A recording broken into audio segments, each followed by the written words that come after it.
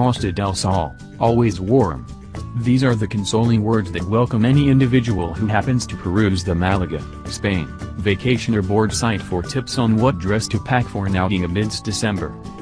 Be that as it may, roosted on Triumph's threatening new Bonneville bobber black as the renowned Ronda Road winds its approach to ear-popping elevations, I don't think so. Indeed, my solidified face and fingers have a craving for opening a claim against the ordinarily radiant Spanish area for false publicizing. In an extraordinary move, Triumph's advertising group has figured out how to compose skies nearly as shadowy and forceful as the most recent variation of its immensely effective bobber, with an extensive lump of the riding day put on hold because of rain. Be that as it may, it neglected to hose the spirits of this specific group of strong bicycle journos, a large portion of which had gallivanted through snow in the United Kingdom to get to the airplane terminal.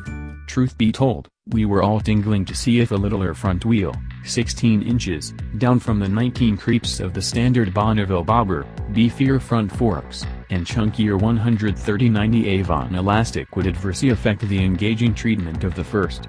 There was likewise the matter of twin 310mm Brembo circles in advance to examine, and another one-push journey control framework.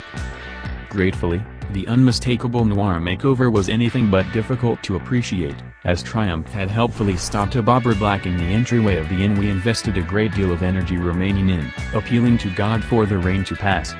Dark by name, dark by nature, this most recent Bonnie cycle wears grouchy paint on relatively every surface, with either jet black or matte jet black. The last is a marginally more costly choice, covering the vast majority of the parts that astonish in chrome on the standard bicycle.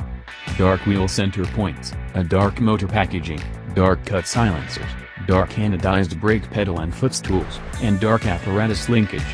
The rundown is long, thorough, and gloomier than Darth Vader's closet. Seemingly the main gleam of light in this shadowy black market truly exudes from the front light, which is presently an intense LED unit with slick daytime running light example, the iridescence from which is sufficient to light up even the darkest of days.